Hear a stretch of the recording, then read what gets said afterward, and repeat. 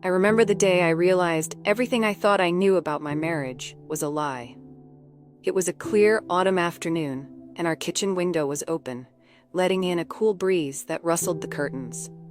I was slicing apples for a pie, my 7-year-old daughter Ava drawing pictures of princesses at the table, and my husband of 12 years was at the office, or so he claimed. We had always had our challenges, our disagreements, but we had a life, a home, a child, and I'd trusted in the strength of that foundation. I didn't see the cracks forming right under my nose, yet something that day tugged at me to check our shared email account. I almost never did. Jared handled most of our bills and finances. I usually left it to him, but an odd impulse made me open my laptop while the apples browned on the stovetop. That's when I found it. A confirmation email from a real estate agency. The subject line read, "Closing documents for 48 Sycamore Avenue." I blinked, my heartbeat pounding in my ears. Our address was not on Sycamore. We had never talked about buying any other property. So what was this? At first I thought it was spam or some phishing scam. But when I read the email more closely, I saw references to a down payment, closing costs, and Jared's name neatly typed at the bottom. My stomach twisted so hard it felt as though the ground had fallen out from under me. This was no scam. My husband had purchased another house. Every fiber in my body froze in that moment. I could hear Ava humming to herself, completely oblivious to the storm brewing a few feet away. For her sake, I tried to keep my voice steady, my face neutral, but inside, everything was unraveling. If Jared had bought a house, how had he hidden it? For what possible reason would he need a second property? For the rest of that afternoon, I functioned on autopilot, helping Ava with her homework, preparing dinner, listening to my mother's phone call about upcoming holiday plans. My mind spun incessantly. He bought a house. How much money did he spend? With whose money? I forced a smile when Jared finally walked in, giving Ava a hug, telling me he was exhausted from meetings. I nodded like I believed him, while my blood ran cold. After Ava went to bed, I quietly confronted him in the living room. "Jared," I said in a voice I fought to keep calm, "I saw an email about a property on Sycamore Avenue." He froze, his eyes flicking from me to the hallway where Ava slept, and back again. He tried to laugh it off. "Oh, that? It's just a little investment. My buddy was telling me the real estate market's hot, and I thought." I never agreed to invest in property. My voice shook despite my effort. "You spent thousands of dollars, maybe more, without even discussing it with me?" He quickly tried to spin it as a surprise investment. "I wanted to do something to secure Ava's future," he said. "I was going to tell you once it was finalized." I stared at him, reading the panic behind his eyes. He was lying. I'd known him too long to mistake that trembling edge in his voice for sincerity. "Tell me the truth," I whispered. He swallowed hard. For a moment, I thought he might. But then he just shrugged, turned away, and said, "You wouldn't understand. It's complicated." I should have insisted. I should have pressed him right then. But I worried about waking Ava, about our voices rising. I let it drop for the night, my heart pounding, tears in my eyes, as I lay awake wondering what sort of secret life my husband had started living.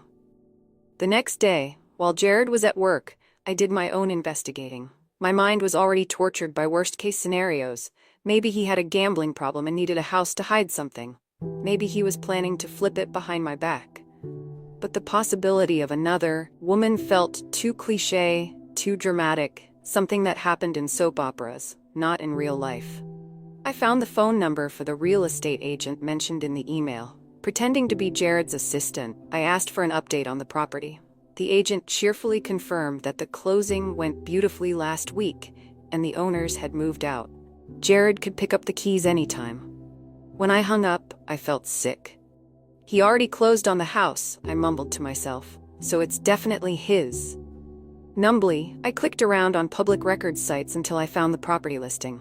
A modest white colonial home with a wraparound porch, not too big, not too small. The previous owners had posted pictures: hardwood floors, newly remodeled kitchen, a small backyard with a neglected rose garden.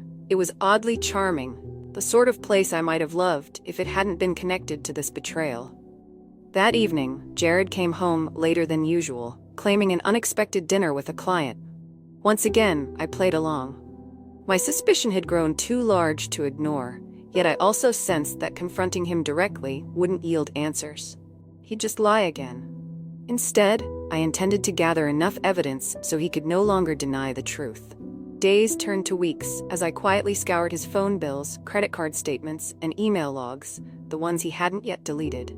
The puzzle pieces formed a picture that made my blood run cold. There was a name that popped up repeatedly: Melissa Daniels. Late-night texts, calls that lasted an hour or more while he was supposedly at the gym. Even a line item for a spa weekend in a city 2 hours away. I found her social media profile. She was younger, bright-eyed, with a wide smile and dyed red hair. Her posts were full of quotes about following your heart and never settling, interspersed with pictures of cocktails and fancy brunches. It didn't take me long to see that she was wearing a diamond bracelet in one photo, the same one Jared had told me he'd won at a holiday raffle, and gave me a fraction of that story about returning it because it was too big. He never showed me the piece, and I was so busy with Ava, I'd never questioned it. In a single week of covert snooping, I discovered that Jared was funneling money from our joint savings accounts, plus a line of credit he'd opened in his name alone, into paying for this second house. He had established automatic withdrawals to cover monthly mortgage payments. This was no investment. It was a love nest. My hands literally shook as I sat at my computer taking screenshots, saving evidence to a hidden folder. It felt surreal. The man I'd believed I'd grow old with had orchestrated an elaborate betrayal, all while chatting casually with me each night about dog food brands or what to pack for Ava's lunch. The heartbreak was like a knife inside my chest. I kept thinking of Ava. She adored her father. He was never short on laughter or playtime when it came to her. How could I rip our family apart? Yet, how could I continue in this sham of a marriage? One afternoon, I found a message from Melissa on Jared's phone. It popped up while he was in the shower, and his phone was on the kitchen counter. "When can we move in?" she asked. Then a few heart emojis and a photo of a half-packed cardboard box. My breath caught in my throat. She was planning to move into that house. Our money was paying for it, yet she'd live there with my husband. The betrayal was a poison flooding my bloodstream. In the swirl of heartbreak and rage, I felt alone. I needed an ally, someone I could trust. My mother was sweet but prone to panic, and I didn't want Ava overhearing a meltdown. My best friend lived in another state, so I confided in my older sister, Becky. Over coffee at a quiet cafe, I laid out everything: the house, the mistress, the mounting evidence. Her face hardened with fury. "He's cheating and using your joint finances to pay for it," she hissed. "You can't let him get away with that." "I don't know what to do," I admitted, tears burning in my eyes. "I feel like I'm stuck, like no matter what I choose, Ava's going to lose her dad in some way." Becky put a hand on mine. "You do what's right for you and for her future. He's the one who made the choice to break your marriage, not you." When I admitted I felt powerless, she gave me a sharp look. "You're not powerless. If he secretly bought the house, you can legally argue marital assets. You could also, move in first." She said it half-jokingly, but the moment those words left her lips, something sparked in me. A bold, wild idea. "Move in first," I repeated, leaning forward. My heart raced at the very concept. "Is that even possible?" She shrugged. "Why not? If you have access to the keys, or you can get them, it might be an interesting statement. Let his mistress find out the wife is already there." A small, dangerous flame flickered in my chest. Could I do it? Could I stake a claim on that property, legally or otherwise, before Jared and Melissa made it their love nest? Because from what I'd learned online, as long as the house was acquired during the marriage, and not designated as a separate property in a prenuptial agreement, which we never had, it belonged to both of us, even if he bought it in his name. I needed information, a real estate lawyer, a sense of my rights. Over the next few days, while Jared was out of the house, ostensibly working late, I met with a discreet attorney who confirmed my suspicion. Any property purchased during the marriage with marital funds was subject to equitable distribution. If Jared had used funds that came from our joint or shared accounts, even partially, it meant I had a rightful claim to that home. Moreover, if I wanted to move in, there wasn't much stopping me, as long as I had a copy of the key and no court order told me otherwise. The lawyer actually smirked when I told him my plan. "It's unconventional," he said, "but not illegal. Just be aware, this is going to escalate things. If you're okay with that, it's your prerogative." My heart pounded. Escalation was an understatement, but I was tired of passively letting Jared walk all over me. If he wanted to humiliate me, burn our marriage vows, and put me in a corner, then maybe I needed to stand up and set a line he wouldn't forget. I started my stealth operation by tailing Jared after he left for one of his late nights. I'd become a person I barely recognized, driving my car a safe distance behind his, my hands shaking on the wheel, adrenaline coursing. Sure enough, he drove directly to 48 Sycamore, parked out front, hopped out, and let himself in with a key. My stomach twisted. He was definitely using the place, probably setting it up for Melissa. It was obvious that he had the only set of keys, but real estate offices keep spares, especially if the house was recently sold. The next day, after dropping Ava at school, I walked into the real estate office that had handled the sale. I claimed to be Jared's wife, truth, who needed the spares, half-truth. The front desk receptionist gave me a suspicious look, but I presented identification matching Jared's last name, along with a fabricated story about how my husband lost his keys on a business trip, and he's in a panic. The receptionist frowned, but eventually rummaged through a metal box behind her desk. After calling the agent, who apparently didn't answer, she returned with a ring of keys labeled 48 Sycamore Spare. I nearly choked on relief. "Thank you," I murmured, trying not to look as though I'd just stolen the crown jewels. "He'll be so grateful." She gave me a wry smile. "Just have him call us to confirm, all right?" I nodded and hurried out before anyone could question me further. With the keys in my purse, I felt power surge through my veins. On my way home, I stopped at a hardware store. I purchased brand new locks, plus a do-it-yourself installation kit. If I was going to do this, I was going all in. That evening, Jared texted me that he'd be working late. Of course. Liar. Instead of waiting at home, I dropped Ava at Becky's. I told her we'd have a sleepover with her cousins, and she was delighted. Meanwhile, I drove to Sycamore Avenue, parked a block away, and walked slowly down the sidewalk. My heart felt ready to burst as I approached that modest white colonial under the glow of a street lamp. The porch light was on. He was inside. I peered through a side window, my breath fogging the glass. In the faint light of the living room, I saw an open suitcase, random decor items stacked along the walls, pictures, lamps, boxes labeled with a flourish of pink marker, kitchen.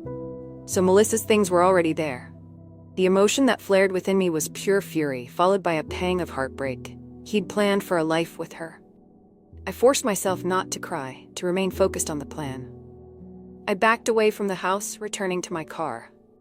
Reeling with adrenaline, I waited for 2 hours until Jared finally stepped out.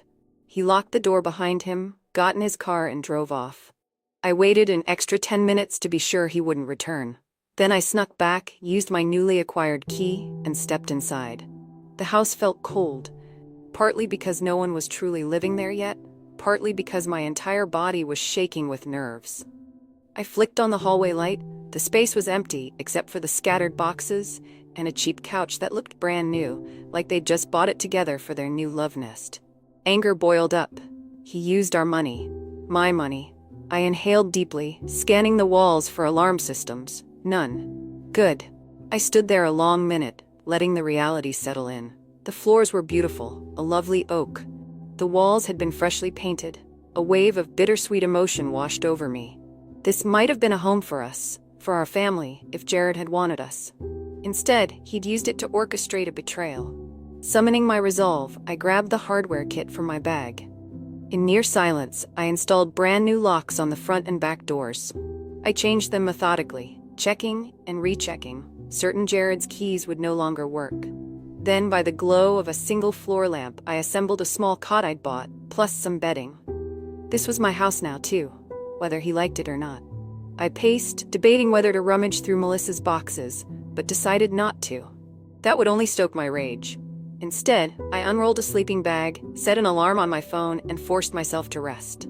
As I dozed off, the house was eerily quiet, yet my mind buzzed with the gravity of what I was doing. Would Jared show up in the morning, furious, demanding answers? Would Melissa? A thrill of fear mingled with triumph. Let them come. I'll be here. I awoke at dawn to faint sunlight through the window. My body ached from sleeping on a makeshift cot. I quickly changed into fresh clothes from a small duffel bag. Then I made coffee. Yes, I'd actually brought instant coffee packets along with a travel kettle.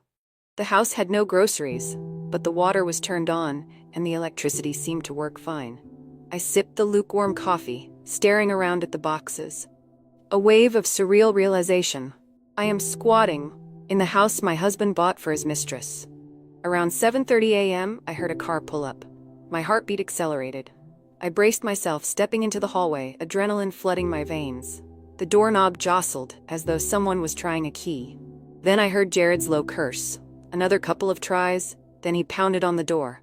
"What the?" he muttered, his voice muffled. I stayed still, letting him struggle. "Who changed the lock?" he growled. A moment later, the doorbell rang, incessant. "Hello?" he called. "Is someone in there?" He couldn't see me from the tiny frosted glass window. I walked forward and calmly opened the door. The moment he saw me, his jaw dropped. "Elena," he breathed, shock contorting his features. "What are you doing here?" I folded my arms. "I could ask you the same question, Jared." He gaped like a fish. His hair was disheveled, eyes bloodshot as though he'd barely slept. "How did you? What's going on?" He tried to enter, but I barred him with my arm. "You changed the locks?" "Yes," I said quietly.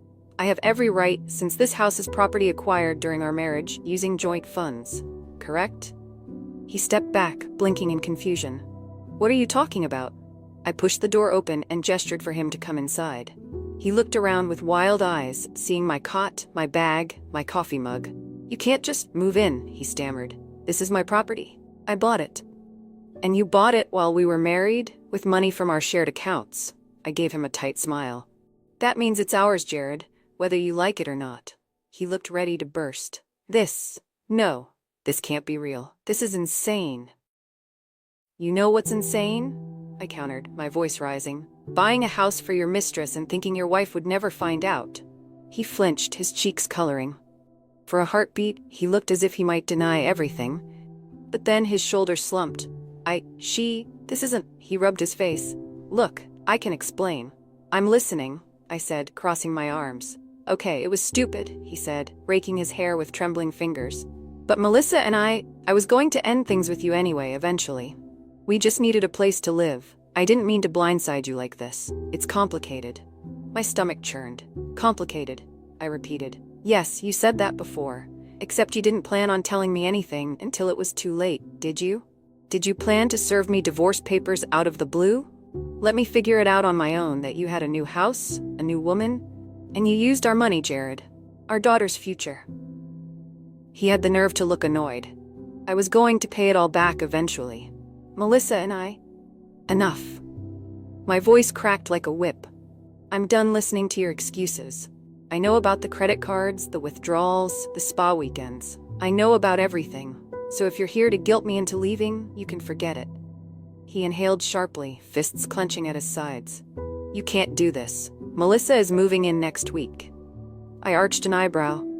"She might want to reconsider that because I'm not leaving." At that, he let out a strangled laugh. "What the hell, Elena? You want to live here? Why?" I didn't bother to hide the venom in my voice.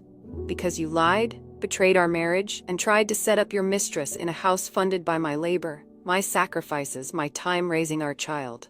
I may not be able to stop you from having an affair, but I can sure as hell stop you from enjoying this cozy love nest."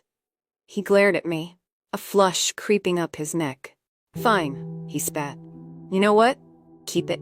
You'll have to pay the mortgage. I'm not covering it anymore." My lips curled into a bitter smile. "We'll see about that. Because until a court says otherwise, your name is on the mortgage, and we're both responsible for the bills. Remember that next time you try to walk away from your obligations." He looked ready to say something cruel, but then his phone buzzed. He glanced at it, pressed his lips together, and let out a heavy sigh. "I'm going to be late for work," he muttered. "This isn't over, Elena. I'll handle this." And with that, he stormed out, leaving me trembling in the doorway, adrenaline still pumping through my veins. The moment I heard his car drive off, my bravado crumbled, and tears stung my eyes. This was war. and I had to be ready for the fallout. One of the hardest parts came a few days later. We hadn't told Ava anything yet, but Jared and I weren't speaking at home. He spent most of his time at the house on Sycamore or with Melissa. I was still living at our original home with Ava, but I also spent some nights at the new house, determined to hold my ground there. Becky helped watch Ava on those nights. The tension was suffocating. Finally, Ava asked me in her gentle little voice, "Mommy, why is Daddy never home anymore?" She looked at me with big, worried eyes, and my heart broke. I gently explained that Daddy had a new job project that kept him busy, but soon we'd talk more about changes in our family. She was too smart to be placated for long. I worried that if I didn't speak up, Jared might feed her a twisted version of the truth. So that weekend, I sat Ava down on the couch. "Sweetheart," I began, my throat tight, "your dad and I are having some problems right now." She stared at me, clutching her stuffed dinosaur. "Does that mean you're getting divorced?" The directness knocked the wind out of me. "I don't know yet," I admitted, tears gathering in my eyes. "But Daddy's made some choices that hurt me. So I'm trying to figure out what's best for us, for you." She was quiet for a long moment. Then she whispered, "I don't want you and Daddy to fight. I love you both." I pulled her close, my tears falling. "We love you too, Ava. That will never change." That night, she cried herself to sleep in my arms. I thought of how many nights were yet to come, how many tears might still be shed. Jared had shattered more than just our marital trust. He'd shaken the very foundation of our family. Meanwhile, Jared escalated his efforts to force me out of the Sycamore house. He left angry voicemails demanding I hand over my keys, threatening to call the police or have me evicted. I calmly reminded him each time that the property was marital. "You can call the police," I said in one heated phone call. "We'll see what they have to say about your wife occupying a house you purchased with her money. I doubt that will go over well in court." He cursed, hung up, and next thing I knew I received a text from him. "We need to talk in person. Tomorrow, 6 p.m. Against my better judgment, I agreed. I waited in the Sycamore living room, arms folded. He arrived, keys jangling uselessly at the front door. I let him in. "Nice to see you knocking for a change," I remarked icily. He let out a frustrated breath. "This is ridiculous. Melissa is coming next week with the moving truck. She's already left her old apartment. You can't stay here. It makes no sense." I stared at him, seething. "You want me to be the one who's homeless while you shack up here with her? How does that make sense?" He paced, rubbing his temples. "I'm not trying to make you homeless. You can keep our old house for now. But this belongs to me." I couldn't believe his arrogance. "You just can't stand the fact that I'm asserting my rights. Jared, you made a mistake. You could have had everything if you'd just been honest. But now, I'm staying. If Melissa shows up, I'll tell her exactly how you paid for this place." He flushed. "Don't bring her into this." "She's already into this, Jared. She's the reason we're here." He looked at me, his expression a mixture of resentment and guilt. Then, in a quieter voice, he said, "You're hurting yourself by doing this. It's not going to change anything. I'm with Melissa now. We're over." His words struck me like a slap. I swallowed hard. "Maybe I can't change your heart," I whispered, voice trembling, "but you won't destroy me. You won't leave me with nothing." He shook his head, then turned and walked out without another word. I watched his car disappear down the street. My legs gave out, and I sank onto the brand new couch they'd picked out together, feeling the weight of heartbreak and betrayal pressing down on me. The real showdown came on a sunny Saturday. Melissa arrived in a U-Haul, exactly as Jared had warned, accompanied by a girlfriend. I was in the living room, sipping iced tea, scanning through some legal documents my attorney had sent over. Suddenly, through the window, I saw a moving truck backing into the driveway. My heart pounded. "It's happening." I stood, squared my shoulders, and opened the front door as Melissa hopped out of the truck. She looked younger in person than in her photos, maybe mid-20s. She wore tight jeans, a cropped top, and a determined expression as she marched up to the porch. She had the posture of someone who believed this was her new domain. Her friend trailed behind, holding a box labeled Melissa's Clothes. They both paused when they saw me in the doorway, arms crossed. Hi," Melissa began, scanning me with open confusion. "I'm sorry, are you the caretaker?" I almost laughed. "No, I'm Elena, Jared's wife." Her face went ashen. Her friend's eyes went wide. A heavy silence settled around us. The only sound was a bird chirping in a nearby tree, the faint hiss of the truck's engine. "Wife?" Melissa echoed, voice trembling. I gave her a tight smile. "Yes, wife. As in, still legally married. The wife he didn't bother to mention while he was buying this little love nest behind my back." She glanced at the friend, who seemed just as shocked. Then Melissa tried to recover, jutted her chin out, and said, "Well, he told me you two were separated, that it was just a matter of finalizing the paperwork." I let out a harsh laugh. "Separated? News to me. He's been living under my roof, fathering my daughter, and lying to us both." Her cheeks reddened. Whether it was anger or embarrassment, I couldn't tell. "But you might want to know that the money he used to buy this house wasn't all his. It came from our joint account, my money, my labor. Which means, legally, I have just as much right to be here as he does." She stared, speechless.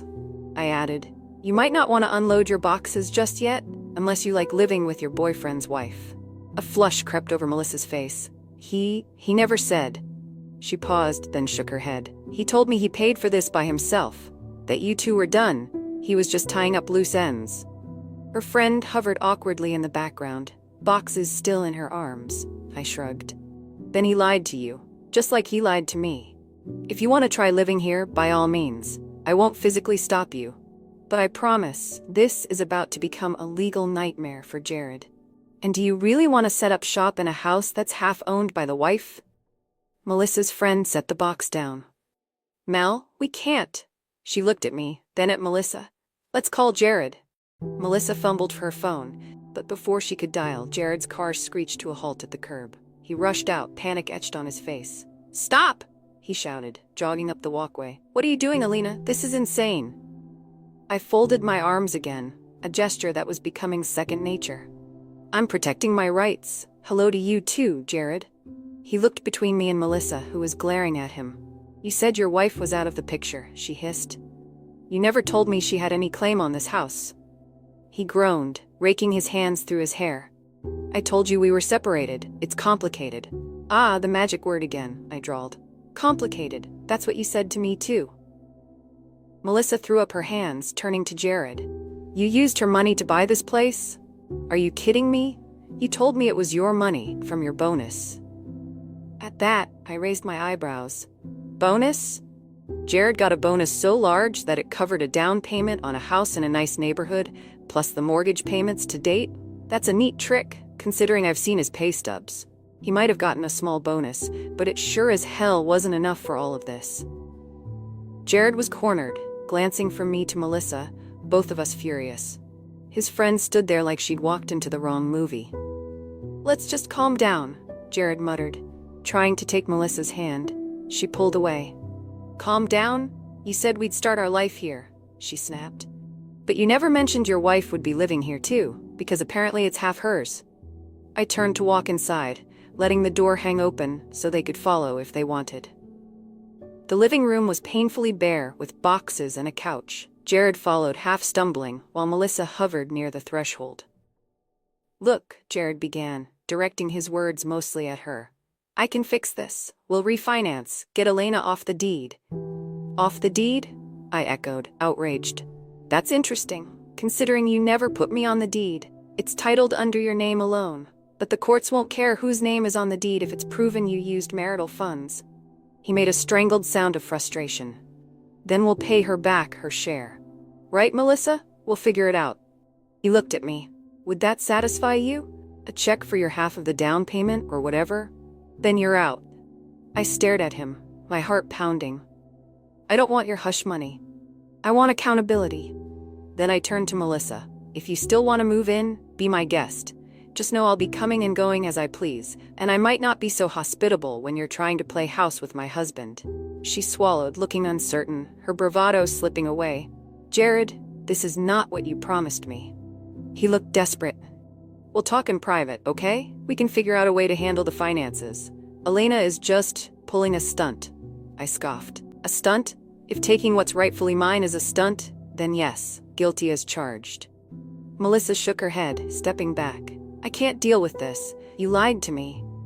She turned on her heel, motioning to her friend. "Load the boxes back up. I'm not staying here." Her friend sighed in relief, carrying the box back to the truck.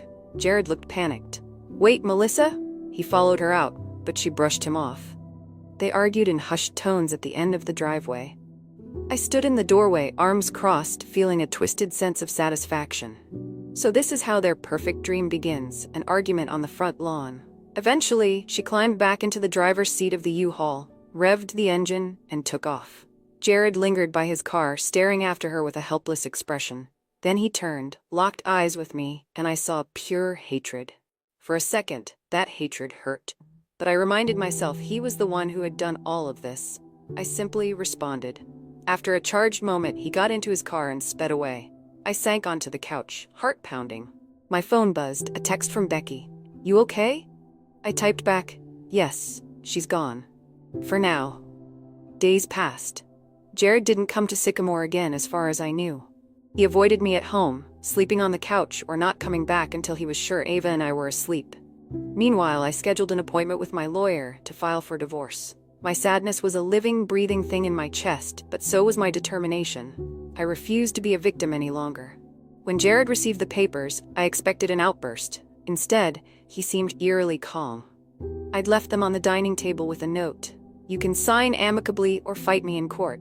But I'm done." When I got home from picking Ava up at dance class, the papers were gone. Jared was gone too. He texted me later, "I'll be in touch about visitation with Ava. But you'll regret going nuclear." I rolled my eyes at the hypocrisy. "You're the one who bought a secret house, Jared. Remember that." I didn't send the text, though. I wanted to keep communications civil for Ava's sake. She was the only reason I even responded to him at all. Part of me wondered if the house fiasco might be resolved quickly. Maybe Jared would sign it over to me, or we'd sell it. But that was naive.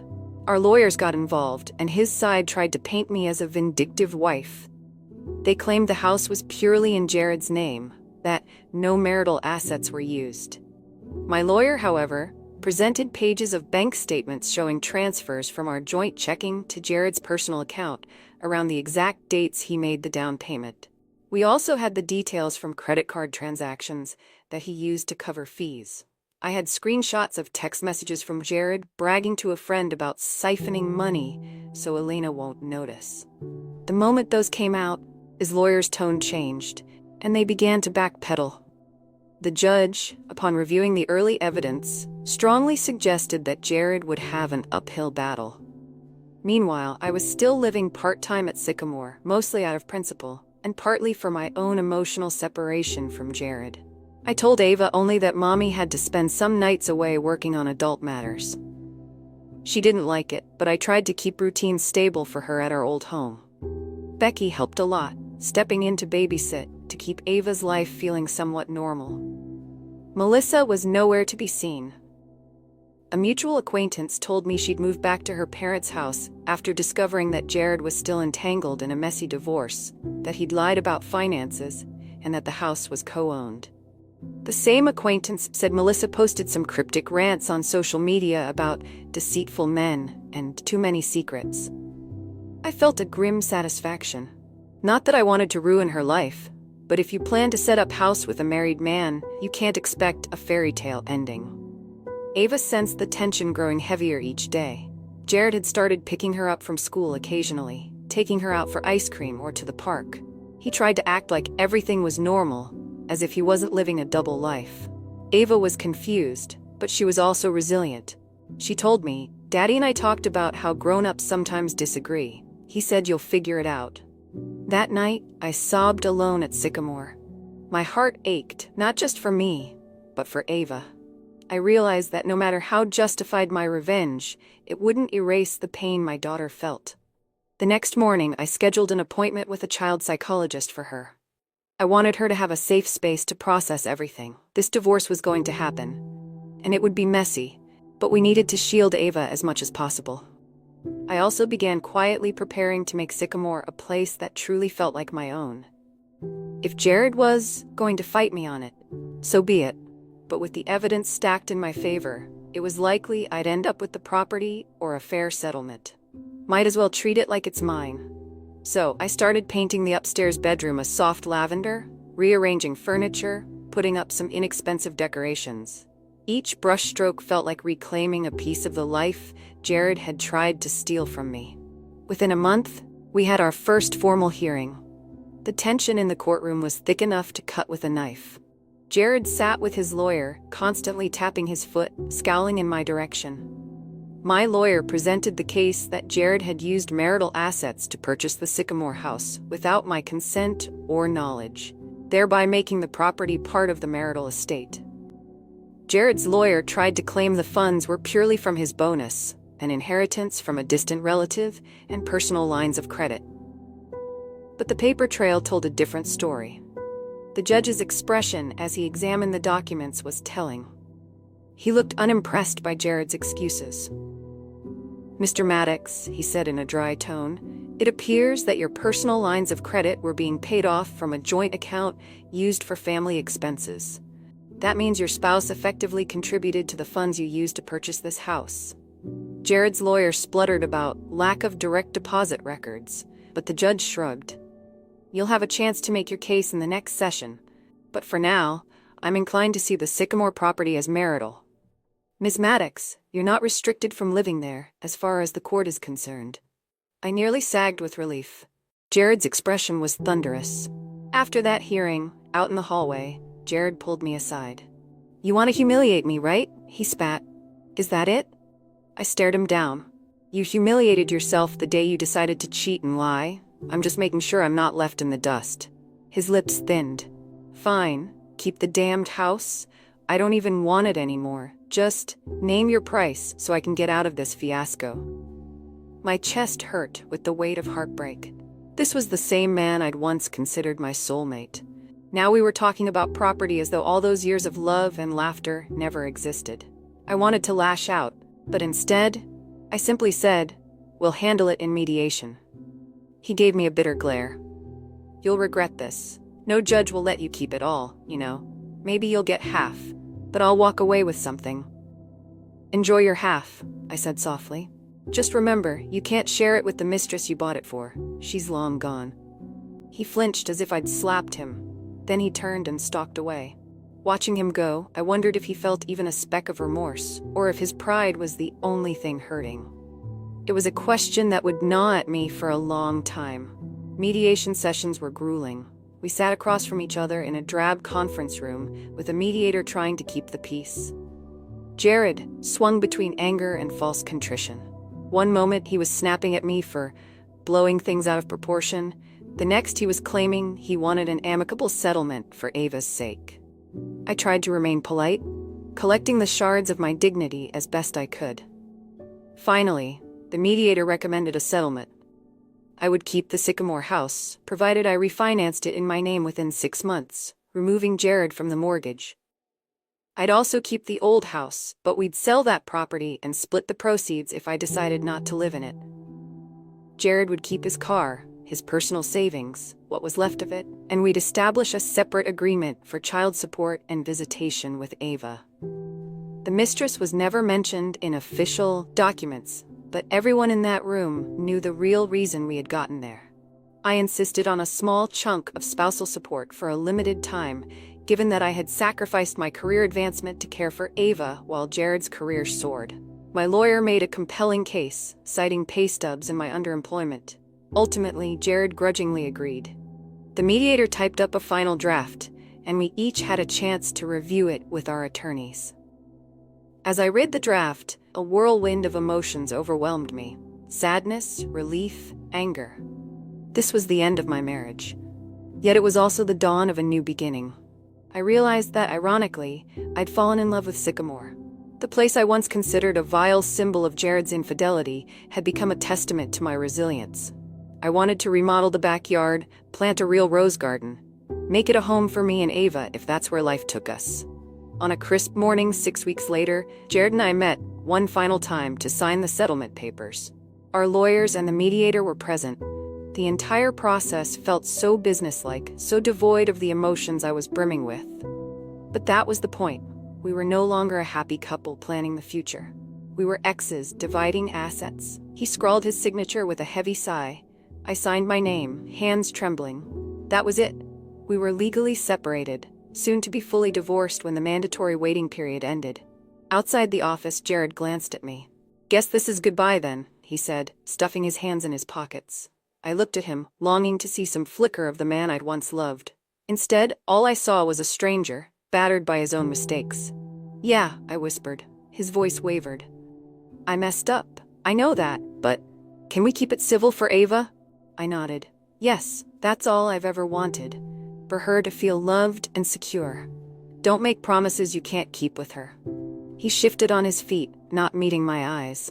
"Melissa's gone," he mumbled, "in case you were wondering." I pressed my lips together, unsure if I felt relief or indifference. "Good luck in whatever you do next," I offered, not meaning it wholeheartedly, but lacking the energy to be cruel.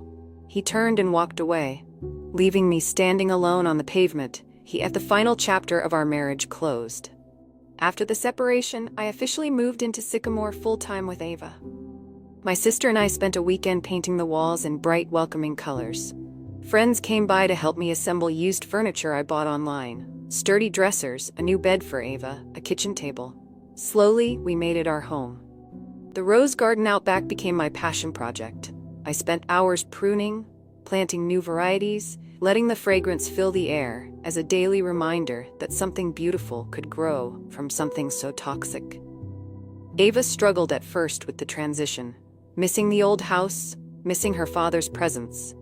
He visited on weekends, sometimes picking her up for a day trip or an overnight at his small rental apartment. Over time, she adjusted, forging new memories with me in the Sycamore house. We baked cookies in the newly renovated kitchen, read books by the living room window, and sang songs on the porch swing I installed. One evening, we were in the backyard admiring the roses when Ava asked me, "Mommy, do you like living here better than our old house?" I paused, considering. "I liked our old house too," I said honestly. "That's where we had so many memories with Daddy. But this house is where we can start fresh. We can be safe and happy. It's ours." She nodded, hugging me around the waist. "I like it because you smile more now, even when it's just us." My eyes misted. "I love you, sweetheart, and that's never going to change no matter where we live." Months passed, and final divorce decrees were signed. Jared ended up leaving his job, apparently due to the scandal of misusing funds, though I didn't know the details. My lawyer informed me he'd been forced to pay restitution for some lines of credit he'd opened under false pretenses. He also had to pay the spousal support we agreed upon, though I suspected he struggled to keep up. A small, vindictive part of me felt a grim satisfaction.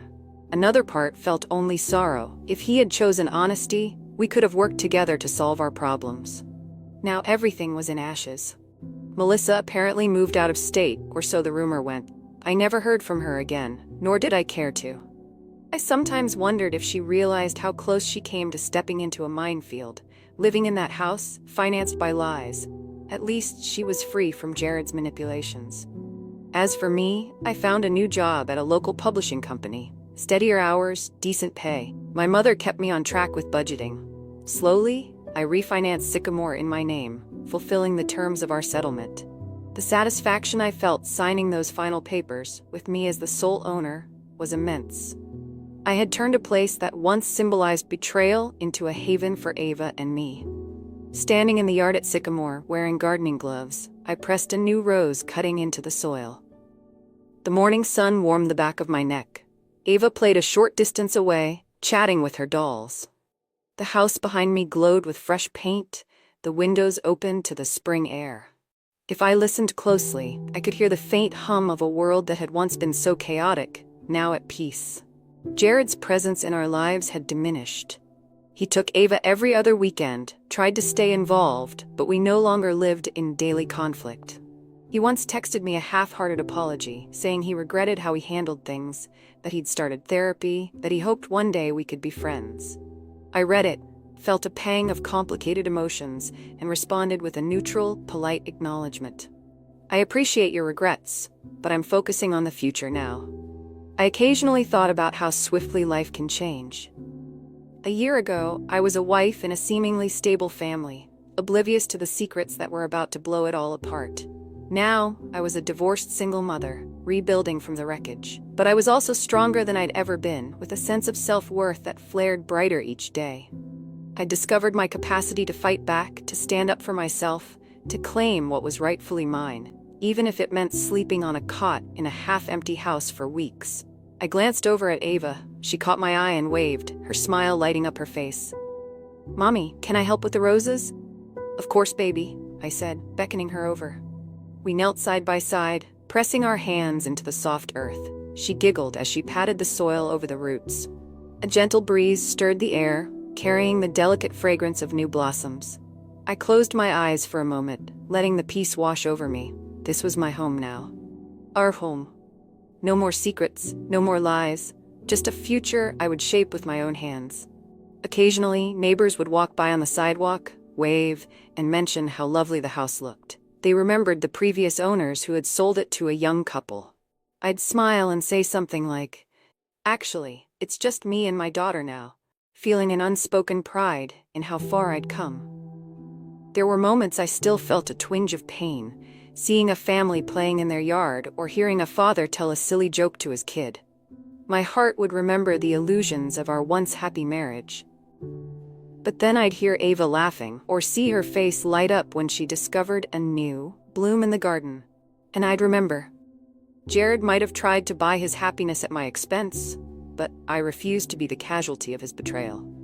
And so, day by day, I continued to flourish, as if each new petal in my rose garden was proof of resilience. The synergy of heartbreak and empowerment shaped me into a woman who understood her value. I had stared betrayal in the face and claimed my space anyway, quite literally. If Jared wanted to build a fantasy life with someone else, he was free to do so. But not with my money, not at my expense, and certainly not without consequences. Sometimes I'd sip coffee on my porch, looking down the street where once a moving truck had tried to park. I'd recall the image of Melissa stepping out, convinced she was about to start a new life in my place. That memory no longer made me angry. It made me appreciate what I'd done. I had refused to be replaced, ousted, or robbed. I'd stood my ground and made sure no one else got to decide my worth. In quiet gratitude, I'd watch the sunrise tinge the sky with gold. The silence of the morning, the stillness of the house that had become my sanctuary. Sometimes, I thought, if I can survive this, I can survive anything. The final, most important lesson was that I was stronger, braver, and more capable than I ever gave myself credit for. I wasn't just a wronged wife. I was a woman who claimed her life back, one day at a time, one rose at a time, and one triumphant breath at a time. No matter how painful, life would go on. Ava and I would thrive, and the house that Jared had secretly bought for his mistress became the house where I rediscovered my independence, my voice, and my power. And that, I realized, was a far better ending than the happily ever after I once imagined. Because it wasn't just an ending, it was a beginning, blooming as surely as the roses in my garden.